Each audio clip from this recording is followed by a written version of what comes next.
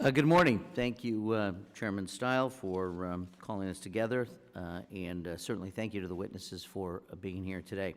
I appreciate any effort to improve electoral processes in California or, frankly, anywhere else in America. But I do want to be clear about one indisputable fact. There is no evidence that California's recent elections featured any irregularities or fraud. California's elections were legal and legitimate. How do we know?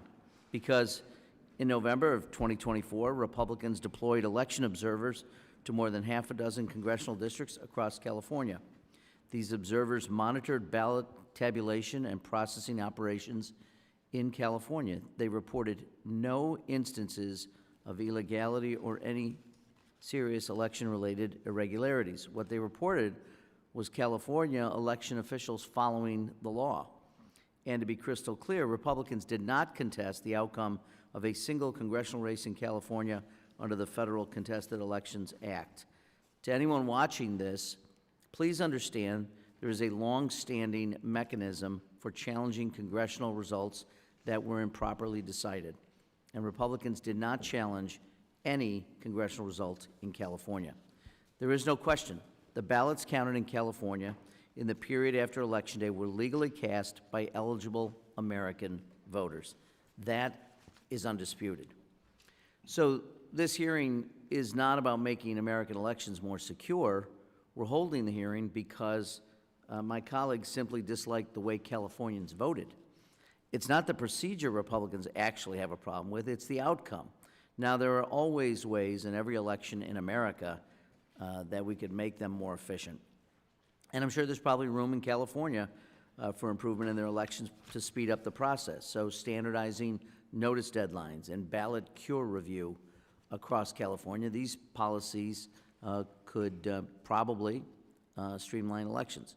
We could be working in a bipartisan way to enhance election efficiency in California and elsewhere. Instead, we seek to make elections less efficient. My colleagues push policies that increase burdens on election administrators, policies that take a sledgehammer to free, fair, and secure American elections. The SAVE Act, for example, which was passed over our objections a couple of weeks ago, allows any person to sue any election official based solely on mere suspicion that a non-citizen is registered to vote. How quickly will any state process ballots of election officials are besieged by endless, frivolous lawsuits? And the President's already deemed illegal anti-voting executive order could lead to the decertification of thousands of voting machines used across the United States. This deeply harmful executive order would cost states billions of dollars. It would fundamentally disrupt American elections. And both the SAVE Act and the executive order would eradicate voter registration by mail or online. This would wreak havoc on election administrations nationwide and disenfranchise millions of military and overseas voters who rely on mail and online voter registration to exercise their sacred, inalienable right to vote.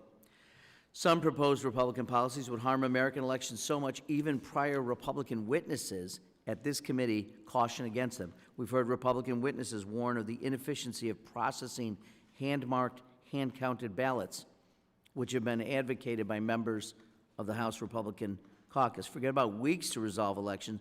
It would take months or years to have election results.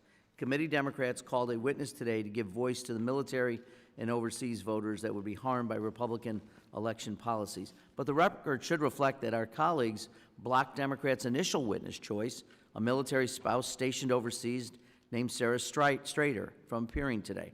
Sarah wanted to speak to this committee about how we can better serve military and overseas voters, but because she is nearing the third trimester of her pregnancy, transatlantic travel presented a significant barrier for her attendance here.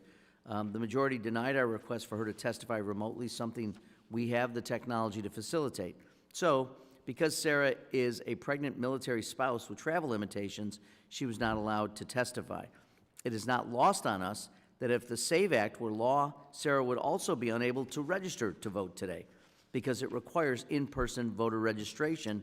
So women stationed overseas with pregnancy-related travel limitations would be barred from registering to vote. Today, the majority will attack completely legitimate elections in California. That's the idea here. Meanwhile, President Trump and congressional Republicans advance policies to create massive barriers to military voting. We have not held a single hearing on military and overseas voting, and the Votes Act, championed by Congress members Frost and Lee, who's a member here of this committee, would increase